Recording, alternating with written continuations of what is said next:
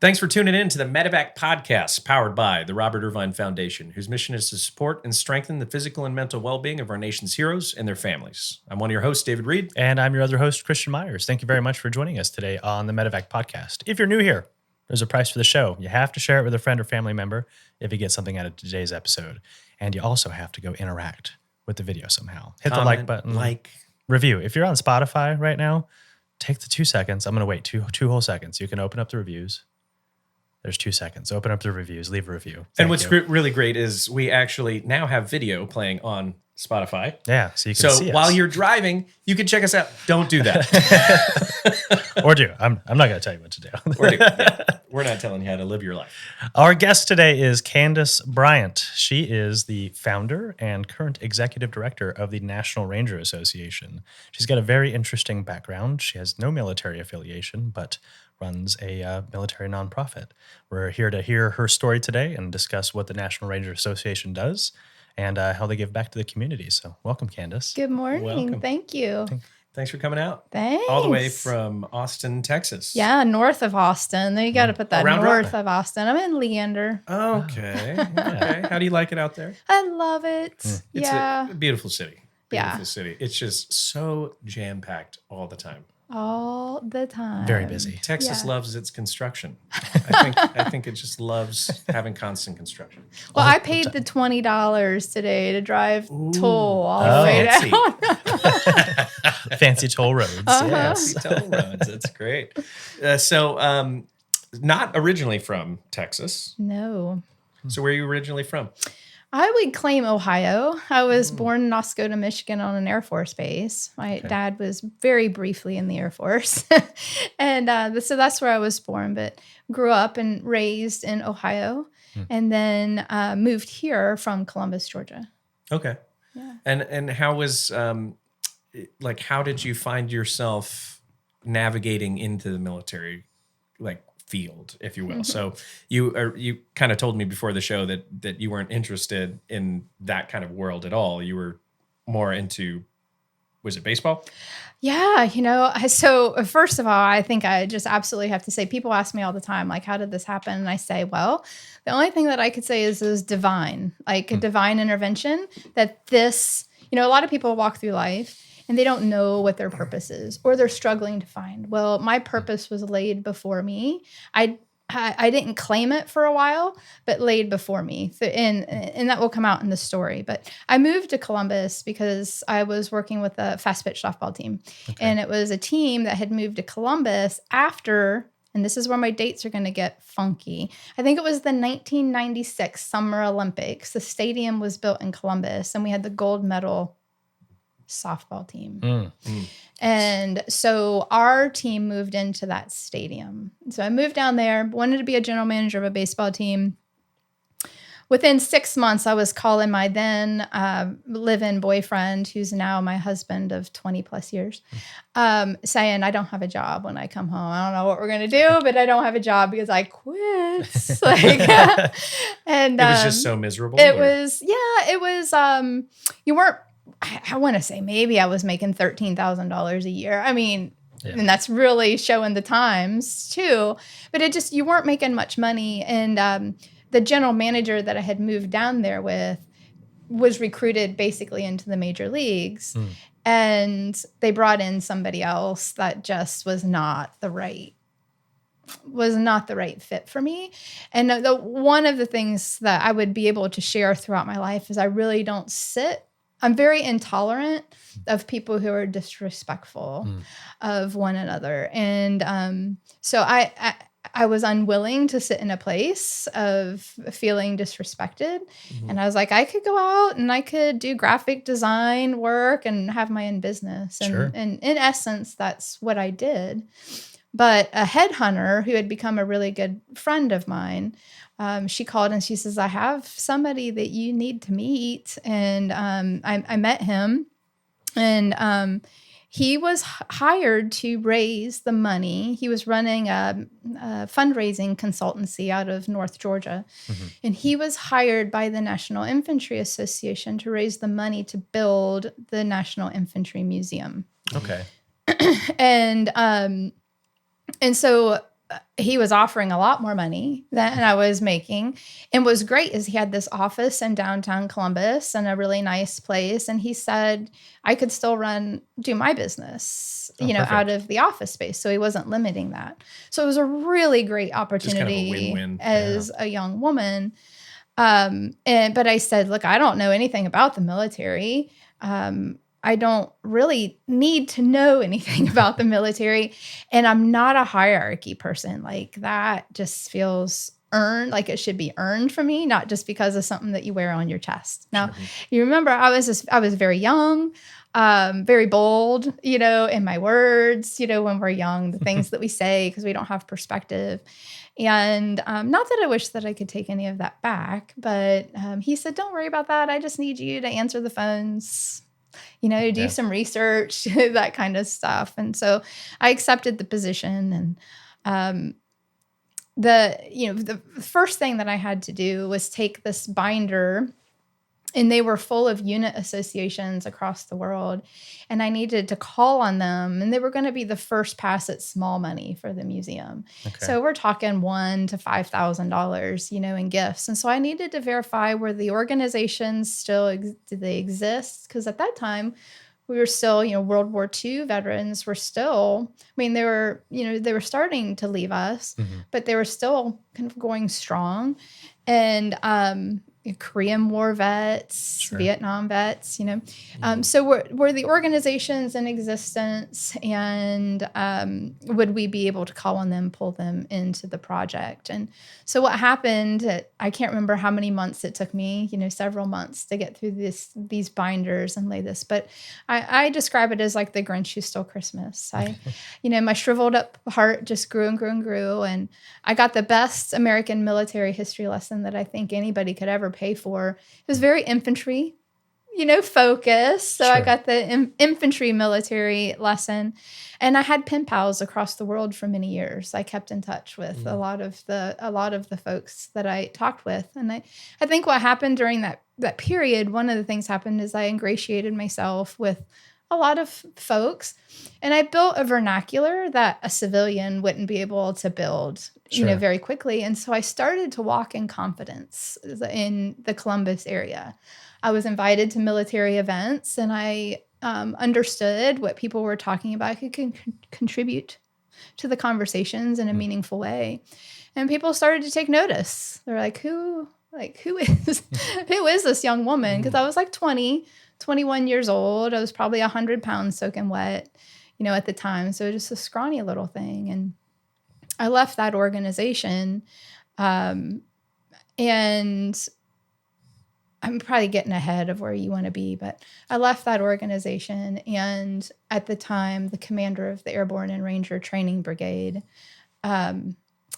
told his staff that he wanted them to go find that woman. Mm. And that's kind of where my story began. Interesting. With the Ranger community. Yeah, it's a beautiful, beautiful kind of entrance into it. I'm curious with, in the 90s, kind of in the mid 90s, we didn't have a lot of the prominent military and veteran support organizations like there are today, especially post 9/11.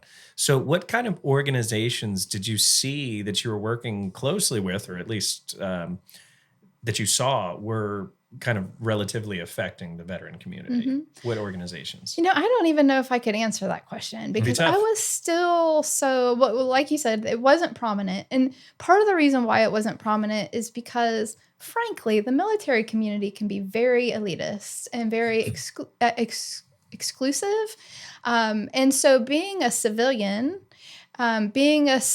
trying to help the community, at that time wasn't really embraced. It definitely wasn't embraced as much as it is now.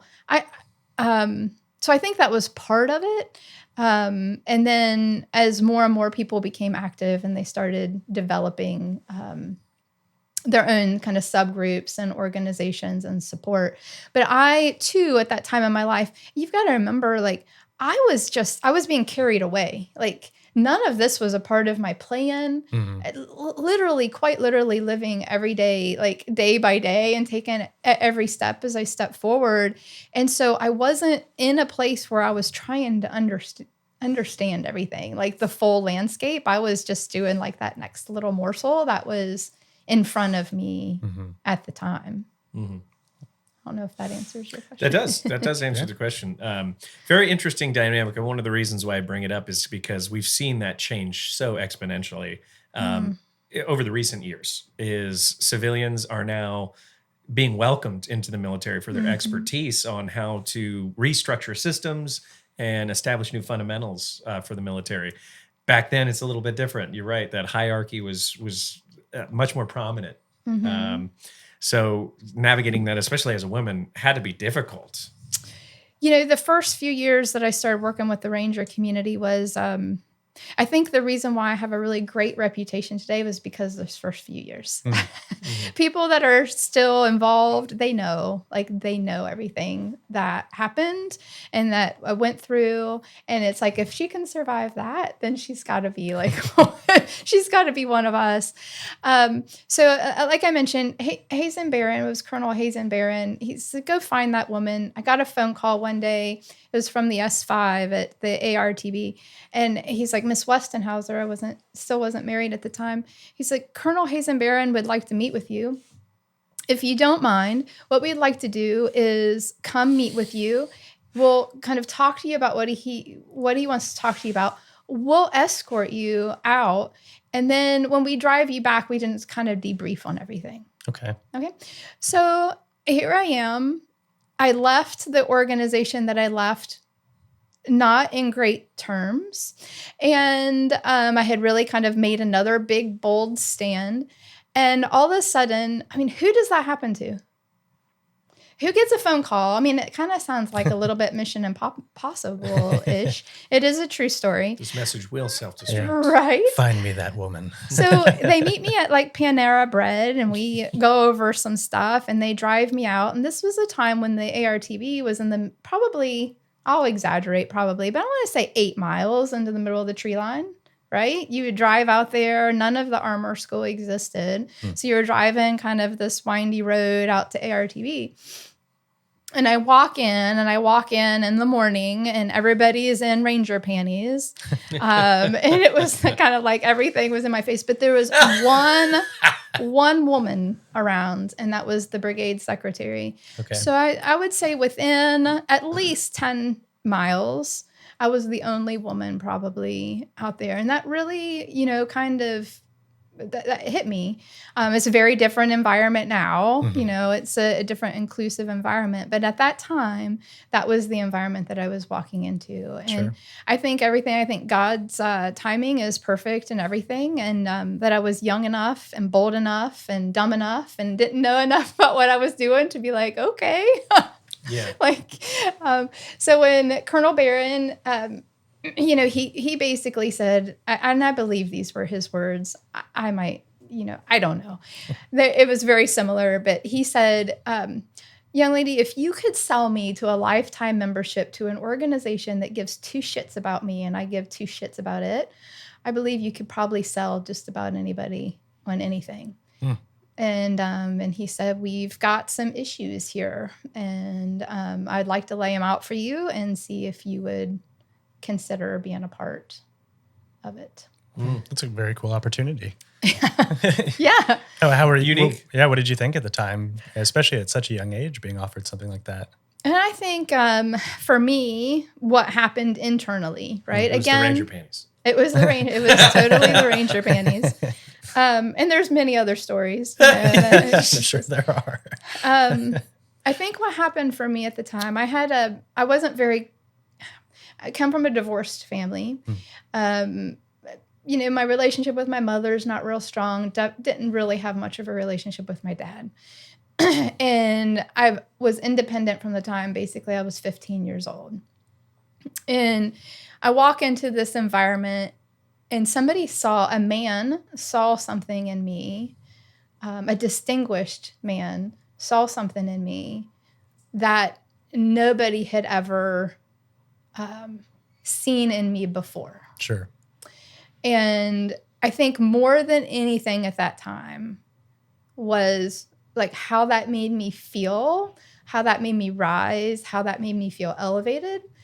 And because of his faith and belief and trust and commitment, because he made a big commitment to me and all of that, I wasn't going to look back. Like that's, they introduced me to the Ranger Creed, and I adopted it as my own.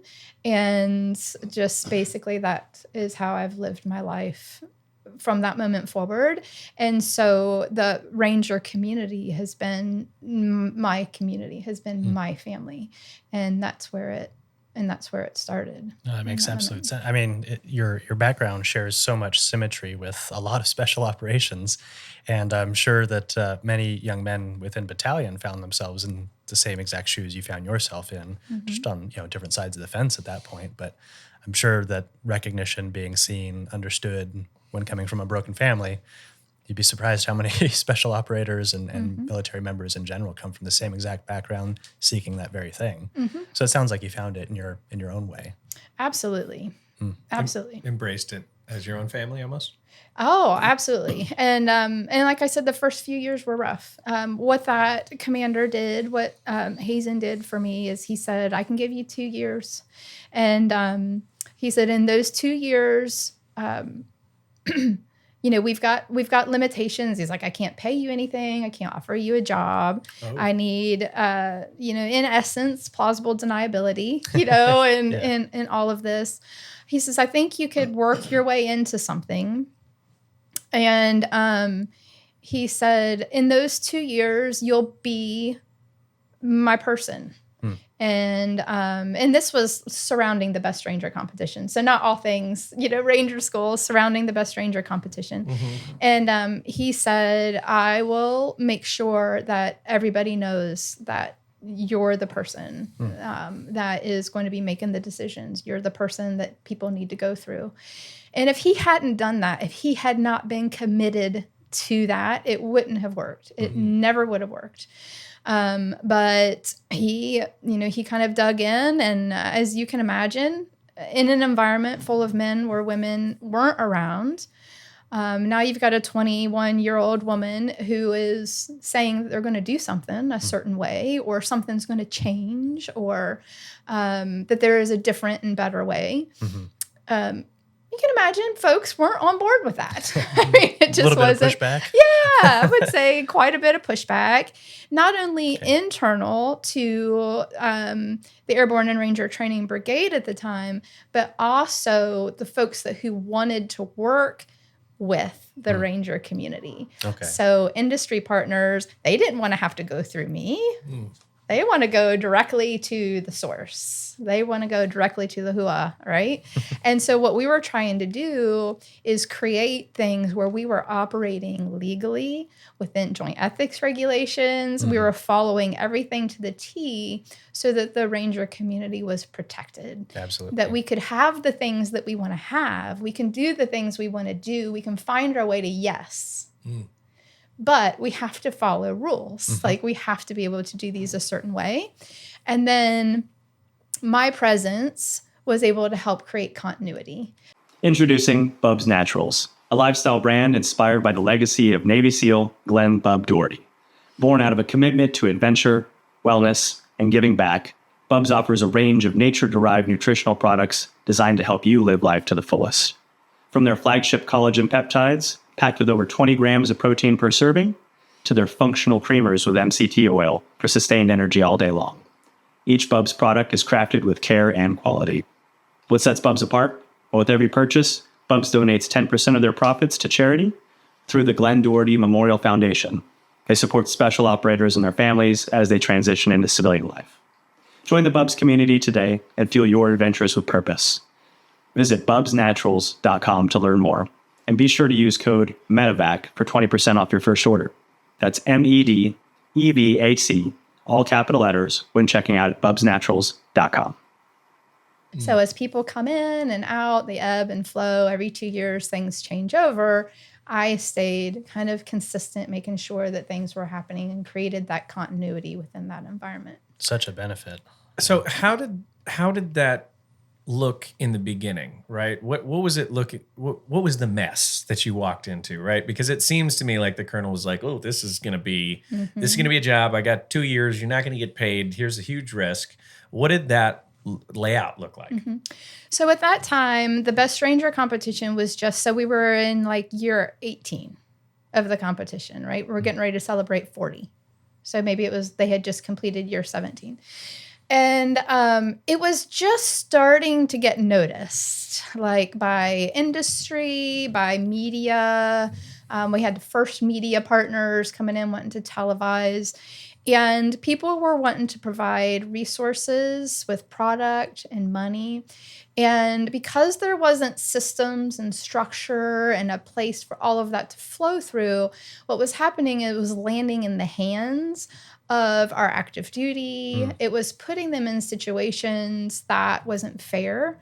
And really, with the government as well. You can't take gifts. You can't take money in any capacity. So I'm sure that was a huge kind of hot spot. Yeah, it was creating people to make decisions that they shouldn't have to make. Sure. And unfortunately, some people don't make great decisions, when they're faced with that. And so there was a lot of that going on. And so he said, and we want this to be able to grow organically.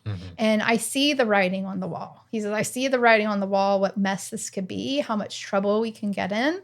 And he said, so I really want to invite you in to create something that's going to help protect the atmosphere, but keep it about the boys. Yeah. And that is something that has always resonated with me. And I still bring it up to today. And today, probably to eye rolls and, stuff as we advance and want to be bigger and better and do stuff. But I'm like, let's just keep it about the boys. Yeah. At the end of the day. At the end of the day, that's what I'm fighting for. I'm fighting for tradition. I'm fighting for values. I'm fighting for, we don't have to make it bigger. We can kind of keep it smaller in some places. Like, let's keep it about us and not lose our heart, like keep the heart in it. So he was a very smart man. Like, I think that he just saw all of that laid out. And how was I the person? I don't know. And that's where I say it's just that at that time, it was just divine. Like, right. Timing, place, and uniform.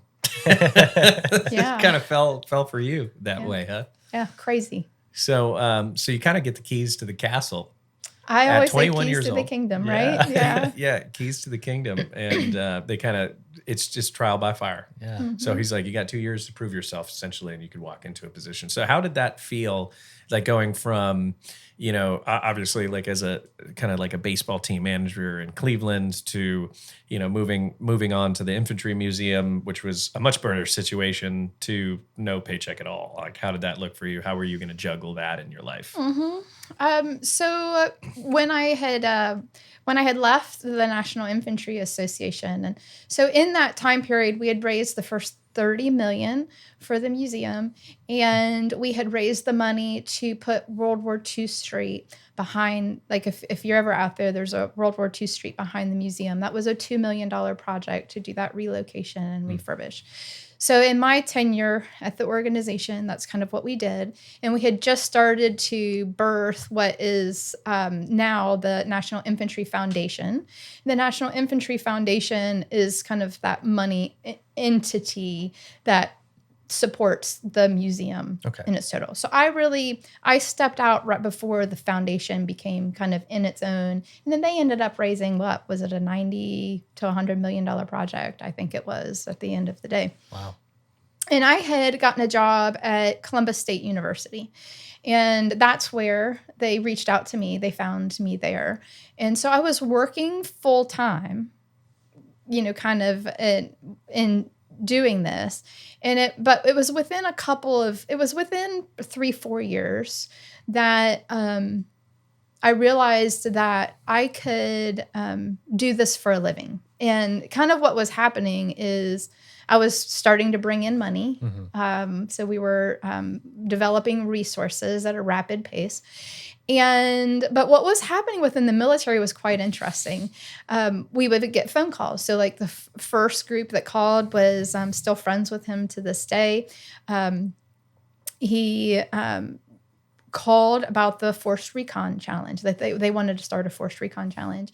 And they're like, can you help provide introductions to industry members, right? Sure. And help resource that. And so I became friends with folks in the Marine Corps community and really helped initiate the Forced Recon Challenge and helped them establish an organization, how you can operate legally, do all of those different things. And then it was, and I'll get them out of order, but, it was the sniper community and the sniper competition, and then the Airborne Elite Fest in Rhode Island. And then, and so I could go on. There was like 6 or 7 different functions. And so that's crazy. What of Infantry Week, now, like I can look at stuff and I'd be like, yeah, like I know the history of all of these things. Like I know how things started and kind of where they came from. So I ended up leaving that job and figuring out how to run a small business. And then Best Ranger became, or my relationship with the Ranger community became a part of that, but always, and everybody always knew, always my top focus. Sure. Like, that this is where, at the end of the day, this is where, the majority of the effort is going to go, because it was a driver for everybody else.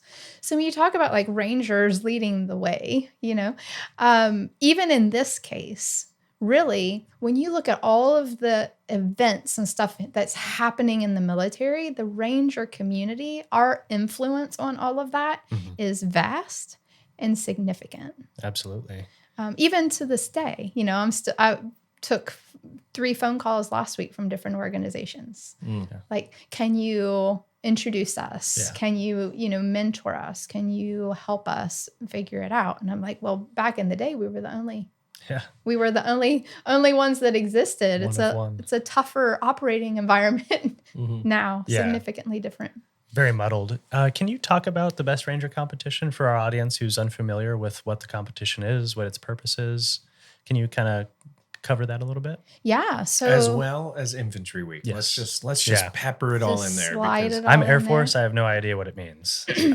I think, it's funny, and I have to say, kind of like echo what Christian says, is I think there's a majority of people in the military that don't even understand like that these competitions exist. Even Infantry Week. As an infantryman, I don't think I found out about Infantry Week until like the last couple of years, after being out of the military, Yeah. So it's very interesting. And I definitely want to hear kind of what that structure looks like, but also how the word gets out there, Yeah. Absolutely. Well, man, where do I start? Well, let's start with Best Ranger. Yeah. So Best Ranger was started in 1982 was the first competition. And it was actually, so what I love about this story is that there was an organization called the Chairborne Rangers. And the Chairborne Rangers was a group of businessmen out of Florida, the Tampa, Clearwater area. Was led by a man, his name was Dick Leandri, and just super committed to the military and supporting our military. And he ended up influencing a ton of things, a ton of different awards that are given to service members. And he had a heart for Fort Benning at the time. And in that time that they spent loving on Fort Benning, they met and became really good friends with General Grange, Lieutenant General Grange. And he was commander of the Ranger Department at the time. And then he was also CG, I think I'm saying that right, CG of Fort Benning for a time. Okay. So they had become friends. And it was Dick Leandri and the Chairborne Rangers, along with General Grange, that created the Best Ranger competition. And so a lot of folks don't know, like, and this is what I love about this story. And I love being a civilian that supports the military, and for the most part, usually quiet, is that a lot of things start with civilians who care. And so people really get behind the competition, like how fierce it is.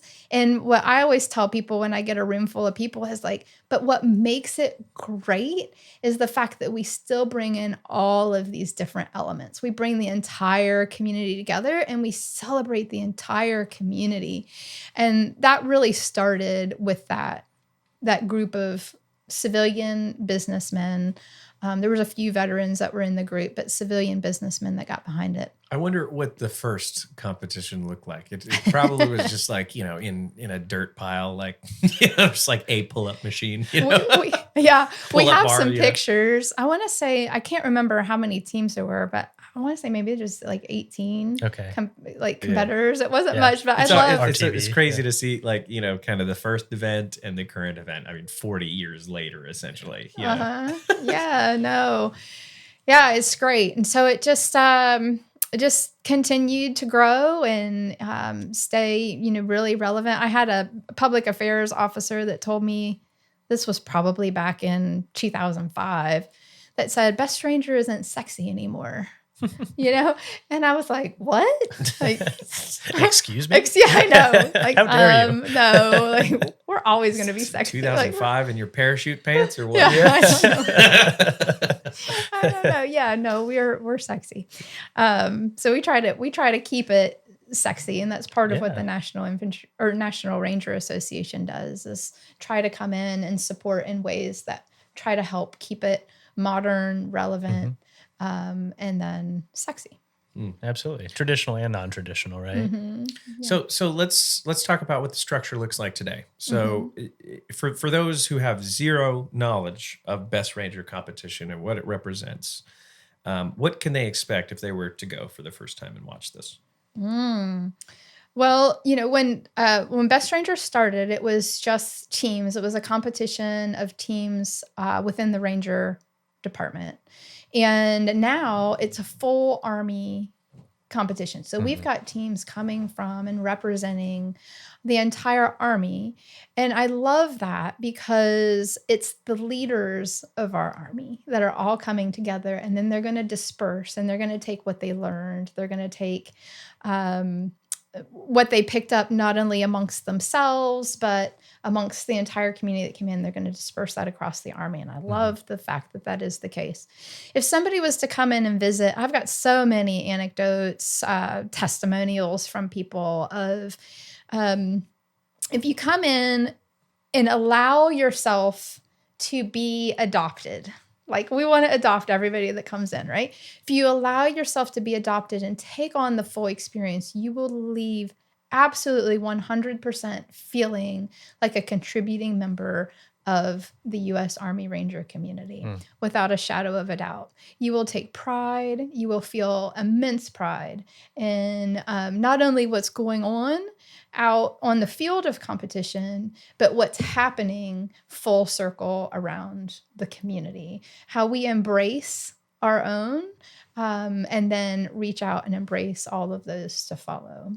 So I think that, what you would experience, you're going to experience physical prowess on the field of competition. And then you're going to feel a sense of community that you'll want to continue to be a part of. Amazing. So what are some of the physical achievements these guys are pushing themselves through? Well, it varies from year to year. I have no idea what to expect for this year, right? Let's talk about last year. So there's a lot of common elements. So we're going to run them through obstacle courses because that's what we do, right? We do a lot of obstacle courses. They're going to be tested for, let me think of my words, for endurance and with sleep deprivation. And so the competition in and of itself is 3 days with no programmed rest. What we mean by that, no programmed rest, is that if you're at the front, you're golden, right? You just stay in the front because you're going to get a lot of rest as you wait for everybody else to kind of come in. When we have those forced stops, I just said we don't stop, but when we have those stop periods and then a hard start where a mass start period.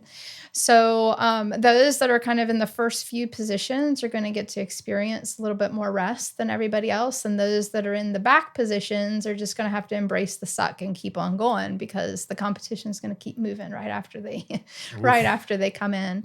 You're going to be tested on skills, like just your everyday skills of being a ranger, but now under physical distress, sleep deprivation in front of everybody else. I mean, you're usually kind of isolated. Now you've got cameras and not well fed. You're doing the standard MREs. We don't bring in food. And then you're really not, you have to tend to yourself medically. So we really kind of monitor the medical treatment to where nobody's going to get an unfair advantage. You're going to have to tend to yourself medically unless, of course, you're in a dire condition. And then you're going to have to deal with the weather, right? So in April in Columbus, Georgia, I tell people you don't know if from one minute or another you're going to have a tornado roll through. It's tornadic weather time. And I mean, we've had competitors out there strapping themselves to trees as tornadoes have gone through on certain years. Clock doesn't stop. Yeah, it doesn't stop. And you're dealing with the weather conditions. And so there's just not, they're trying to create an authentic environment that's relevant to rangering at the time of the event. So like you said, as you can imagine, back in the 80s, things were very different than now. And even back when in the late 90s, early 2000s, the things that were important, like, and I still wish, like the Prusik climb, because we were doing those, and now we do different things. It feels a lot more like on several different events, like what gyms do you go to? I can't think of names, but it feels Lifetime, Gold's Gym, Planet Fitness. because that's the way people are training now. It's a different training environment. And so I look at it and think, this, this feels kind of watered down, but they're like, Candace, this is the way we train. Yeah. At the times we've got to give them their training environment. So. And you're always implementing kind of new challenges every year, correct? Trying. Yeah. So one of the things that on the National Ranger Association side is we try to take commander's intent, right? So what's the commander's intent for this year for the competition? One of the things at the forefront of this year was modernization. Like what does that mean? Because we want to make sure Rangers are at the tip of the spear as people are learning about or experiencing modernization within the Army. And so what can we find, integrate, and make possible that's going to put them in that position where they're showcasing these different pieces of equipment or different skill sets. Okay. So you're taking modern elements from current combat and kind of implementing them as challenges. Yes. Like the gimbal with the saw and, welding, this kind of stuff is relatively new over the last few years in the BRC, right? Yes. Yep. And then we have to, things like that, so Airborne and Ranger Training Brigade is a TRADOC unit. We don't get all of the really great equipment, that's allocated to us. So there's a lot of trying to work with industry partners to help make that happen. And that's one of the things, and sitting in the position of the National Ranger Association, that we try to interface on the military side and then also on the industry side and create this continuity between the two, but also have them both understand each other. And so one of the things for like a company to come in and provide dynamic breaching opportunities, right, within the competition, that company is making a sacrifice financially to do that. A significant sacrifice financially to bring the people in, to bring the equipment in, to do all of that stuff that we don't have allocated to us. And so to be in a position to help the military side understand that we want to recognize that sacrifice. We want to recognize that gift to us that they don't have to do this for us, and really walk that. It's kind of like, it's like a tightrope at times, really kind of walk that between the two elements so that we can continue to exist and continue to do the things that we've been doing. They don't just happen. We can always pull from military allocations, Sure. right? But if we're going to showcase what's trending, what's cutting edge, what's modern, then we have to go out and ask for support. Yeah, rely on the current industry partners for something like that. Mm-hmm. That makes sense. All I can picture right now is talking about the modern warfare. I'm just picturing Rangers running from little drones now. I guess that's part of a challenge. Seems to be part of modern combat. So, who is designing these courses For Best Ranger? for Best Ranger? So that it has changed, and I don't want to say changing from year to year, but it's going to be a group out of Airborne and Ranger Training Brigade, whether that's at brigade level or whether that's at battalion level. And right now that sits at battalion level. So the 4th Ranger Battalion is going to be designing the competition that you'll see this year, and then it's pushed up the pipeline to be approved. And first, commander's intent always comes down, like, this is my intent for the competition, and then they fulfill it. Back in the early days when I was involved, I mean, it's so funny because we tried really hard to have a synthetic environment.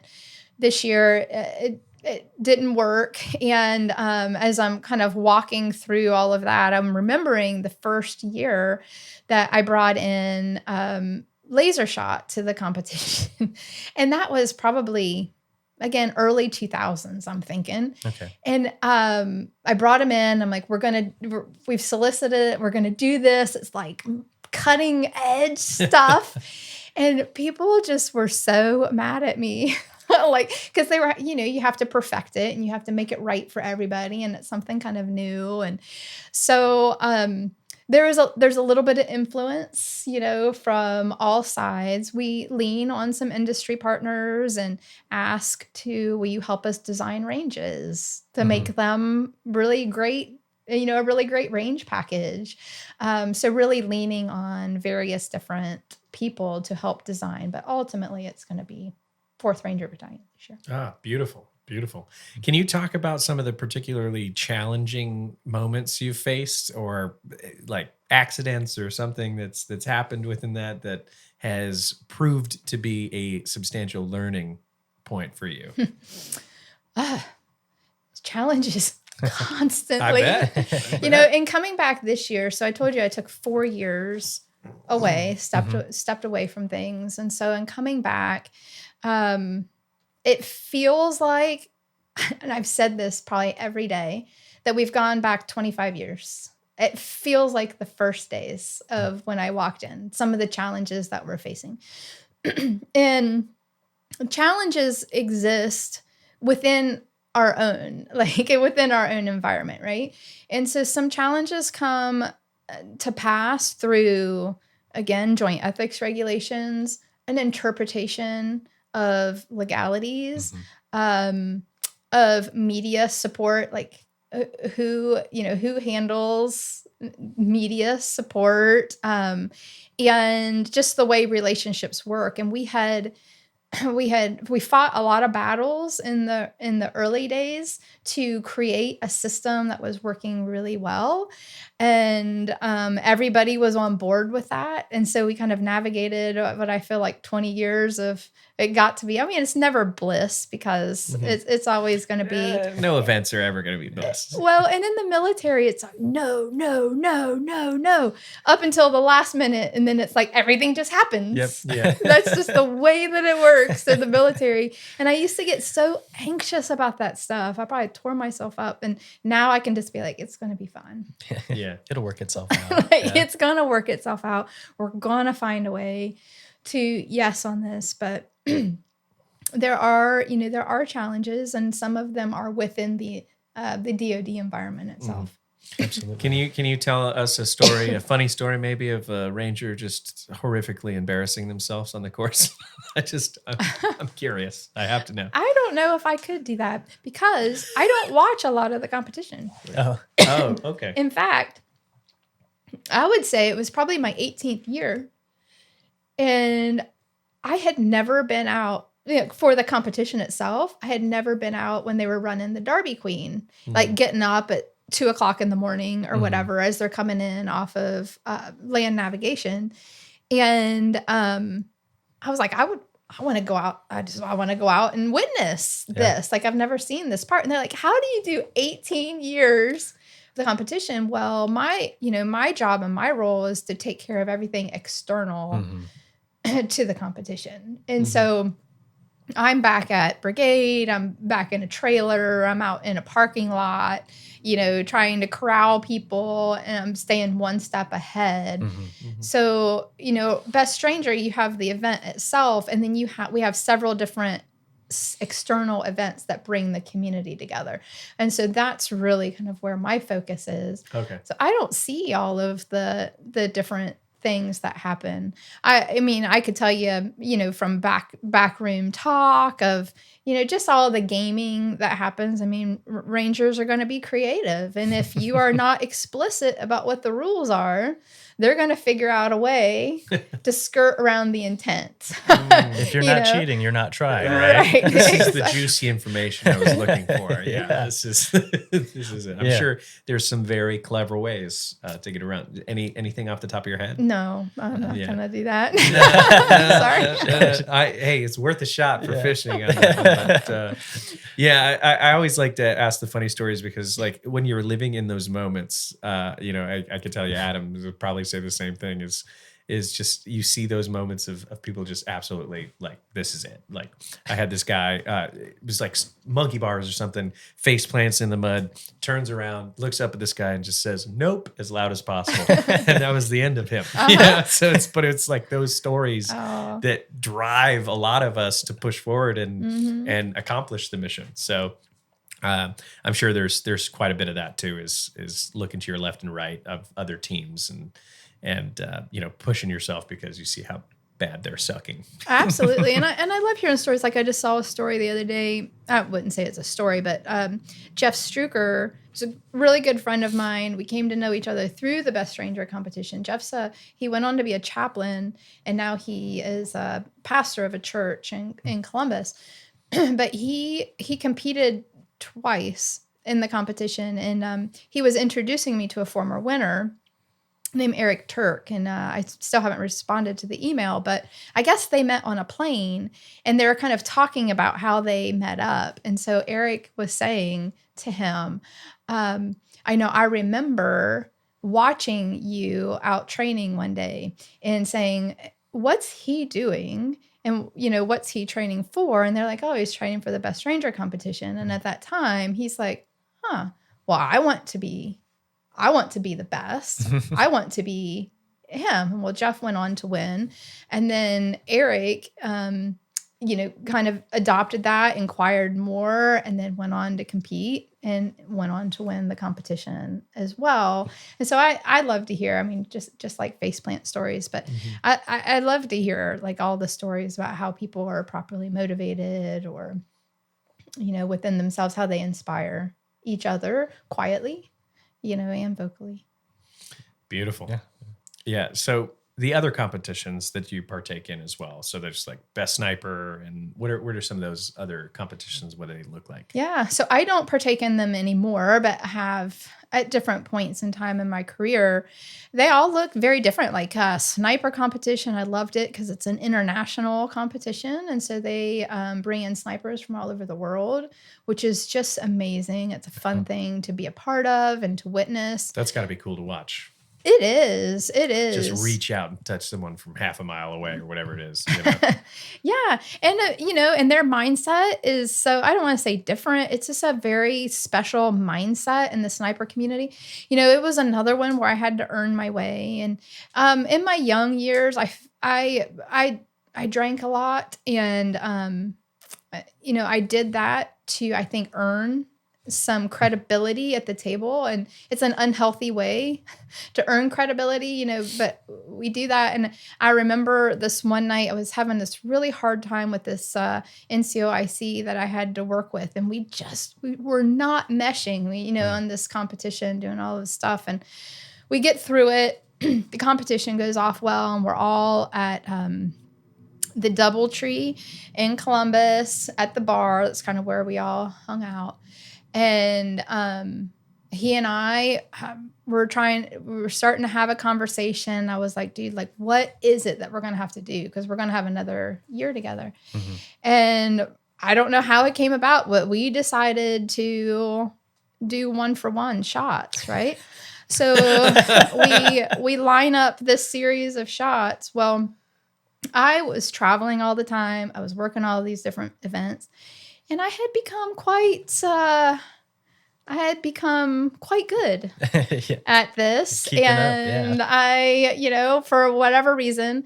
And so my claim is that I beat him at that competition, but that solidified our relationship. Why? I don't know. Why are we that way? But it solidified our relationship to allow the next 5 or 6 years, to kind of progress. And that was the amount of time that I spent helping out with the sniper competition. Leap Fest is different. It's not in the infantry week, so I'm sorry. But it was really cool because it's another international event. And people would come in from all over the world. And it was just so much fun, the mentality of all these airborne guys, coming in. And it's just... Is that where you do the steak and eggs and breakfast? In Rhode Island? No, I'm talking about something else. It's a week after infantry week? No, this was in... I think it happened in the summer every year. Okay. I'm talking about the wrong event. Yeah, no, up in, I can't even remember the place in Rhode Island. Rhode Island is so small. We'll just say Rhode Island. But it's just an amazing, cool event. And, they say, what's the quote? Sit with warriors because the conversations are different, It's the same thing. It's like... Sit with our airborne guys, sit with our Rangers. The conversation is just different. It's a different feeling. It's a different atmosphere. And so I was professionalized. I grew up in the environment. I was professionalized this way. And when I decided to step away from everything, people were like, oh my gosh, Candy, this is not going to be good. Like you're going to struggle. And I was like, I can assimilate, I'll adapt. And I think that you're going to have some of the same struggles that we have, when we leave the community or are somehow separated from the community. And that was really kind of my story or, a big part of my story. But yeah. Can you talk about your transition, stepping aside for a little while? You obviously had your own transition period. I mean, being with Ranger Battalion or, being, a part of the Ranger community for so long. You're in one specific area, seeing this changeover for years now. Yeah. When you step away, you're going to have your own transition period, much like military members do. Yeah. Well, this is a circle of trust, right? Here. Yeah. No one's listening. Don't Nobody's listening. So what was happening at that point in my career is I had spent 20 years doing things, and I think doing things quite well. Like I'm proud of the work, that I've done. And I was young 40s. And so I was getting older and the guys were constantly staying young, right? That I'm working with. So you're constantly working with young captains. I'm just going to say young captains. We'll just keep it there. And I wasn't it's like people didn't trust me. I had to rebuild trust every year. And that's exhausting. Absolutely. And you shouldn't have to do that. At a certain point. And so certain things were happening, decisions were being made, and I just didn't feel, I'll just be honest, I didn't feel respected. So I was taking ego hits. I can claim it now. Like I was taking an ego hit after ego hit after ego hit. At the same time, I have a daughter who's getting ready to graduate high school. And at the time, she was going into middle school or had just started middle school. So I was traveling all over the country and doing all of these events. I was spending about 3 months away from home, doing everything. And I felt disrespected. I felt taken advantage of. And those are not great feelings to have. Sure. Like, I never want to claim being a victim. And so anytime somebody kind of gets in that mindset of every day you wake up and I'm a victim again, you know, somebody's victimizing me. I realized that this was going on. And then my daughter was going into middle school, the most formative years of her young life. And my relationship at home was good at that time, but we had just come off of having a really difficult 5-year period. And I was like, something's got to change. I'm not growing personally, professionally, spiritually, as a wife, as a mother. And ultimately, I want to keep these relationships. I don't want to ruin the relationships. And when we get into a self-destructive mode, we ruin the relationships around us, right? Absolutely. We start to destroy everything around us because of the way that we feel inside. So I was recognizing all of this stuff that was going on, and I felt a little bit trapped because I didn't want to leave people in a bad position. Like, I've been doing this alone for pretty much alone. I mean, I had to support people, but they didn't want to step up. You know, they were like, no, like, we see everything that goes on. No, we're good. And so I had to do this gradual roll off, trying to bring people into positions to learn, you know, what it was that I was doing. But I was like, I have to figure out what's happening in here, like what's happening in my heart. And so in that period, and I felt ashamed. I felt really bad because I was like, is the Ranger community going to not want, like, no longer want, are they going to, what's the right word? Like, I'm a sellout. Like, I never really liked the community. You know what I mean? Sure. Like, am I just leaving and turning my back on them?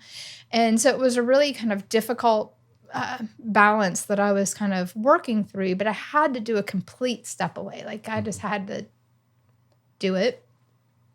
And in that time period, I really resounded myself to, I'm going to grow spiritually. That was a big thing. Like, if I'm not morally straight, if I'm not spiritually straight, then nothing else is going to kind of come along with it. Like, I've just got to figure that out. And I knew that I wanted and needed to be a better wife. You know, what did that look like? My husband, in all of these years, has sacrificed so much. In that, I mean, just a simple sacrifice of me being brutally honest, like, this community is a top priority for me. In my decision making. And how hard is that to hear on the other side of you? Like, if you're active duty, right, and your significant other marries you, they kind of marry into that profession, right? There's a little bit of, they know what they're adopting. My husband didn't agree to his wife become so engrounded in a community that she prioritizes above a lot of other things in her life. Like, he didn't agree to that. Sure. And so just navigating all of those different things. And then being the best mom that I could at the time, and being home, you know, finding a way to be home.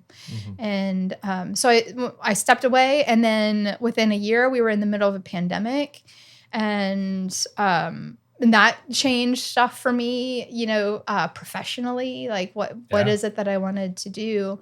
And I wanted to find a way to be able to contribute to the community, you know, after a few years. Like, how can I contribute but not step on anybody's toes, not go backwards? Like, I didn't want anybody to ever feel like I was trying to take over or you know, or anything like that. And another story of being divine is that I really poured into my church during this time period. I lead. I don't want to say I lead women. I help work with women. I have a heart for women in my community, and so find ways to build up women in my community. And in that, I decided to take a season where I didn't want to lead. I just wanted to follow. Like I wanted to learn. I just needed to be a part of a group to where I could be vulnerable and honest and just really just dig into like who I was. Yeah. And so I'm navigating all of that in counseling. I'm going through EMDR therapy for like childhood stuff. I'm just going through all of this stuff. And I have this thing that's like laid on my heart. It was in December of last year. I woke up in the middle of the night. It's like 2:00 in the morning. And I was like, oh my gosh. And it was literally one of those things where I sat up and mapped it out on a napkin and then got up the next morning and I wrote it out on a piece of paper. And this vision was a Ranger Hall of Fame and Community Center. And I like had this whole vision kind of laid out for it. And I was like, I think this is my next step. I think this is how I'm going to be able to contribute to the community. I'm positioned to be able to do this. I know how to raise money. I know the people. I know the movers and shakers. And I've got all of my relationships intact. Like we can do this and it's time.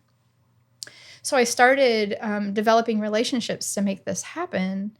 And about 4 months later, right after Best Ranger last year, I get the call from the president of the organization saying, Candace, I hate to do this, but we need to ask you to come back. And that's kind of the reason why I'm back into the Best Ranger hemisphere at the moment. But now with the focus of how do we get to 50 years? Yeah. And it's not going to be me at the helm of that. Okay. And so what does that look like? How do we help inspire somebody? Another you? That's going to want to do these things from a position of heart. Because it's got to be. Absolutely. It's got to be from the heart because it's not lucrative. You have to be passionate about serving that community. Absolutely. And I think an interesting piece is that you were there for so long that, whereas military members, you're there for 3 or 4 years at a time where you bounce between bases. So you're constantly seeing that turnover, but you were kind of a lighthouse. You were there for 20 years, and being able to watch it grow for that amount of time, and being able to shift and guide its direction over that course of time was probably a very prominent reason why it's gone the direction that it has, because you've given so much and you've been there for that amount of time to be able to help it grow in that direction. Yeah. Do you think you're going to be able to find somebody, or what do you do? How do you inspire somebody young, or is that a plan of yours? Do you want to insert someone to be there for another 20 years?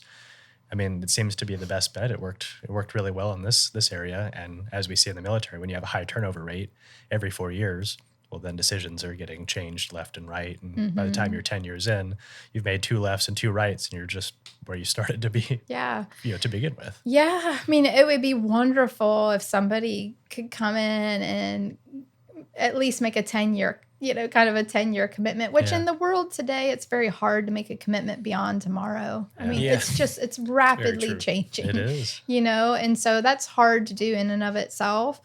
But somebody that's got that conviction, that heart, that passion, that, just has a passion for the community. Selfless service as well. I mean, that's absolutely so huge. And today, you hit it on the head as well. We have attention spans, the length of what a gnat has. And, how do you find that passion and instill that into someone and say, you're a part of something bigger than yourself. Right. And what makes the position difficult, right, is you've got the relationship with the active military side.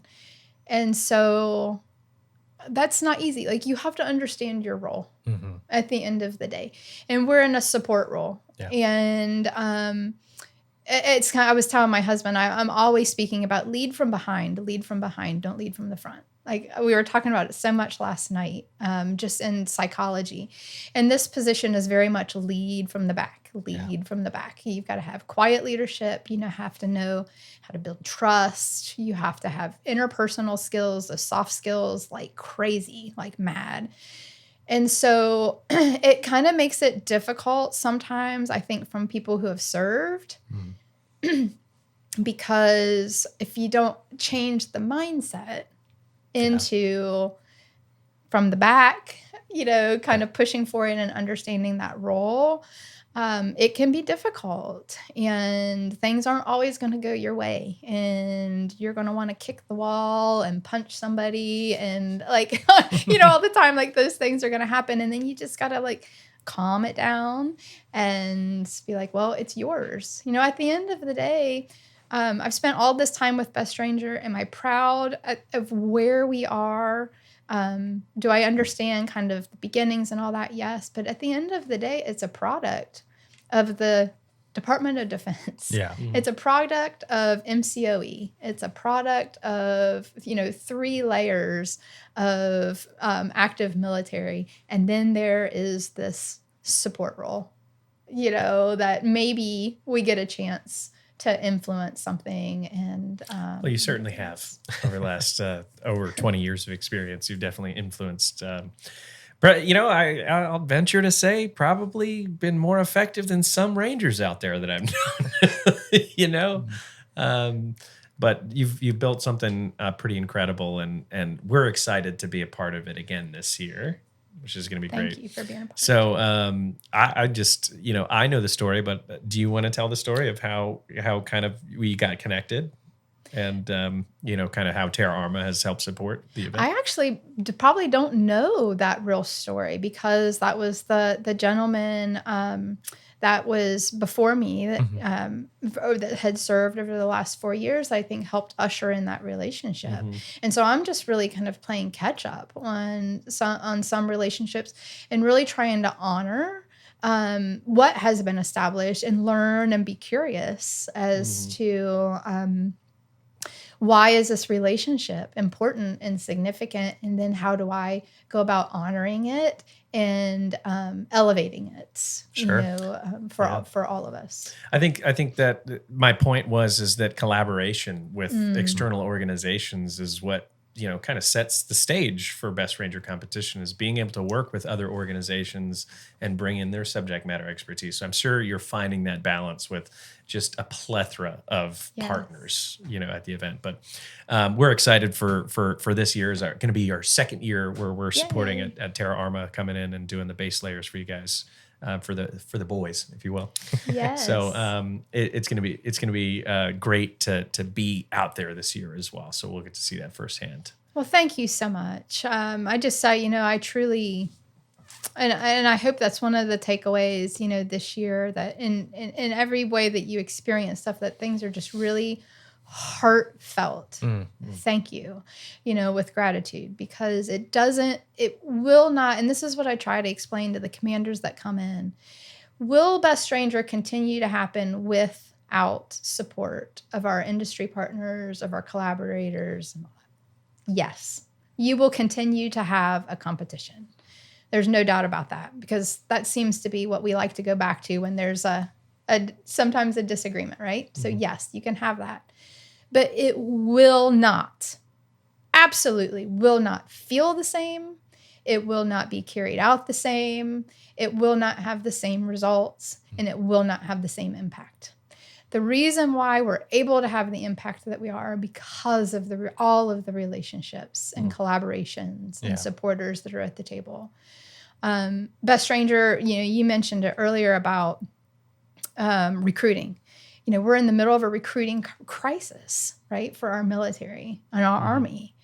Best Stranger has the opportunity, and does step into the role has the opportunity to be a major recruiting effort. And so sometimes I get a little bit like when I get into conversations, or somebody tries to create a stop in something, or I'm like, why would you want to do that? Like, why would you not want everybody feeling so full of pride to where they can't stop talking about it to the people that are around them, where they can't stop, they can't help themselves. Like, that's what we need to be inspiring and instilling in people, right? At every step of the way. And it's too easy. Like, it's really ultimately too easy to do. So thank you for embracing that. Beautiful. And, I'm excited. And huge shout out to my Ranger buddy, Adam Green, for getting us connected and, getting year number 2 set up. So we're excited for the collaboration and the work that we're going to be able to do together. So thank you so much for coming out, sharing your story. Is there anything last minute words you want to say to the audience? How to get prepared? Maybe do 80 push-ups minimum in 2 minutes or what? But last words. No, I would say more not on the physical side. Just figure out a way. Figure out a way to get involved in whatever it is that you are being pulled to get involved of. Breathe life into it. We are all significant and more powerful beyond our wildest imaginations. We just got to lean into everything. I love that about the Ranger community. I love that about Best Ranger, that we emulate that, we live that. But if you've got 2 more minutes, in going through this Ranger Hall of Fame thing, Sergeant Major Greenway said to me, and it has stuck with me. He said, "Candace, I love what your vision is, because the Army does not own Ranger.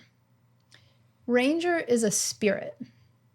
And what we're creating or thinking about creating is a place where people can become a part of, that can get fairy dust of the Ranger spirit and figure out how to carry that inside of them." And so that's what I would encourage people to do. Get bitten. Is that right? Get bitten by the Ranger spirit, be a part of this family, and carry that on into the communities that you serve. Beautiful. I am inspired to join the Rangers again. Absolutely. Once more.